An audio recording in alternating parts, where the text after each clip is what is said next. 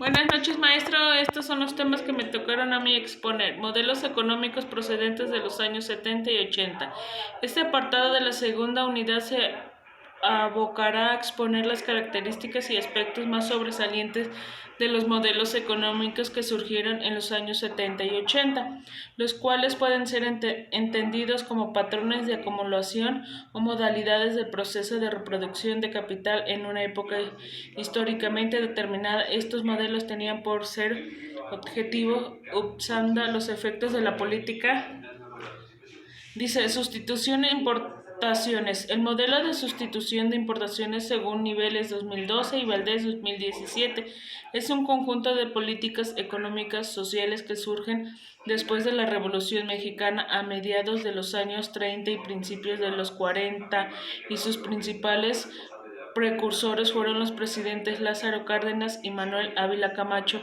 Este modelo económico se vio favorecido por el crecimiento de demanda de bienes mexicanos que se presentó en el periodo de entreguerras y crisis económicas de los Estados Unidos que se presentó en 1929.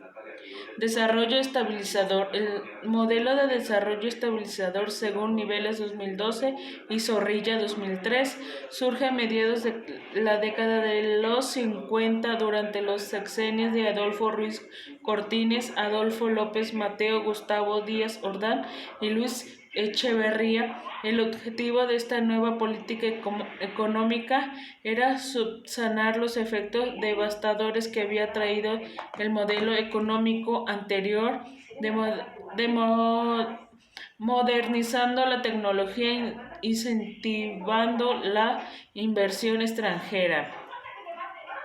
Desarrollo comparativo. Satisfacer las demandas de los trabajadores sin afectar a las empresas por medio del financiamiento de la estructura productiva del sector público, el establecimiento de un esquema salarial que permitirá un incremento real del poder adquisitivo y distintos programas de fomento y estímulos fiscales a la industrialización como subsidios, evasiones de impuestos y depresión acelerada de los activos fijos. No obstante, se presentaron algunos problemas en el endeudamiento. Alianza para la Producción. En el año de 1976, según Gamboa, en 1979 se puso en marcha el proyecto conocido como Alianza para la Producción como parte de la política económica vigente para solucionar los problemas de la inflación y el estancamiento económico, pues como ya se dijo antes, el gobierno ha reconocido su incapacidad para organizarse internamente de una manera autónoma, por lo que se alió con el sector privado, lo cual se le exigió actualizar sus dinámicas. Este es el otro tema, maestro, sustituciones de importaciones. El concepto de sustitución de importaciones, que ponen en valor la producción de carácter nacional en el ámbito empresarial, tiene el fin de revitalizar la economía industrial de un país a partir de un elemento diferencial. Es decir, esta filosofía empresarial refuerza la importancia de la producción interna como medio de desarrollo y generación de riqueza. Esfuerzo de la economía local. Este desarrollo industrial de las fortalezas de un país impulsa a un espacio comercial a incrementar su autonomía con el fin de crear incluso aquellos bienes que previamente importaba. Es decir, esta manera de proceder tiene la vocación de llevar a una región hacia la conquista de su mejor versión en términos empresariales. En esos casos, los responsables políticos toman medidas de carácter económico con el fin de incrementar la producción local de una tierra frente a la alternativa de la importación. Límites de la sustitución de importaciones. Aquel Estado que aplica normas y medidas en beneficio de la promoción de la sustitución de importaciones establece un plan de acción con el fin de lograr este objetivo en el ámbito económico, que muestra la nueva forma que tiene ese país de posicionarse en el mapa con más fuerza. De la dificultad de su ejecución depende el éxito de este modelo de producción, que no es infalible por sí mismo. Aquí les muestro imágenes de sustitución de importaciones. Este es el otro tema de desarrollo estabilizador. El desarrollo estabilizador o milagro mexicano fue un modelo económico utilizado en México desde 1940 hasta 1970. Las bases de este modelo radican en buscar la estabilidad económica para lograr un desarrollo económico continuo. La estabilidad económica se refiere a mantener la economía libre de topes como inflación, déficit en la balanza de pagos, devaluaciones y demás variables que logran estabilidad macroeconómica. A partir de 1940, México inició una etapa llamada el Milagro Mexicano. Esta etapa se caracterizó por ser un crecimiento sostenido y fue el cambio hacia la formación de una nación moderna. Antecedentes. En 1946, con el fin de la Segunda Guerra Mundial, las exportaciones de Estados Unidos hacia México aumentaron considerablemente, teniendo como resultado un saldo desfavorable para el Banco de México y sus divisas, generando un proceso de inflación. Sin embargo, hasta 1948 las importaciones siguieron creciendo, al igual que la inflación, generando un desequilibrio en la balanza de pagos de México. El gasto público fue destinado a lo largo del sexenio a incentivar el crecimiento económico a costa de reducir el gasto en el bienestar social. Crecimiento hacia adentro. De 1956 a 1976, la economía mexicana gira 180 grados, creciendo hacia adentro vía la sustitución de importaciones, es decir, México debía producir lo que consumía. La economía mexicana estuvo basada en el dinamismo del sector industrial. El crecimiento industrial en el periodo 1940-1970 mantuvo un ritmo de crecimiento sostenido. El papel de la política en el desarrollo estabilizador. Una clara, reveladora expresión de la política de gobierno material económica fue la que se precisó en un comunicado conjunto de 1960 en el que los secretarios de Ortiz Mena de Hacienda y Raúl Salinas de Industria y Comercio ofrecieron a los empresarios todo tipo de garantías, a los propietarios agrícolas y ganaderos en una buena medida, pero también en alguna proporción a los campesinos, ejidatarios y comuneros organizados con la Confederación Nacional Campesina (CNC). Se le ofrecía confianza y garantías a la pequeña y a la no tan pequeña propiedad, precios de garantía, sistemas de almacenamiento, crédito creciente en términos razonables, con tasa de interés subsidiada, extensas tierras con agua asegurada, distritos de riesgo.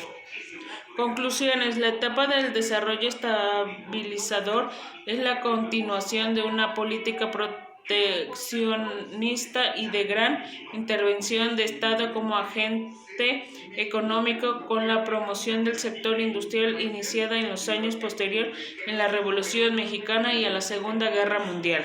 La estrategia se basó en una aceleración selectiva de gastos del gobierno, principalmente hacia el fomento de la industria interna.